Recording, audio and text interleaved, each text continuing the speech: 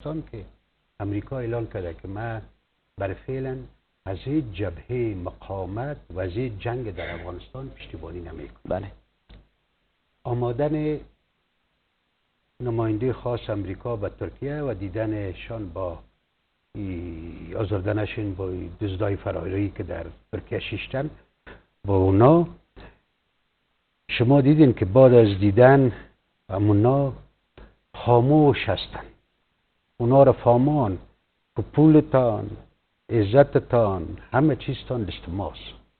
اگر شما صدا بلند کنید، شما خاموخته سید طول 40 سال به 40 کشور گرو هستین، در 40 کشور جاسوس هستین.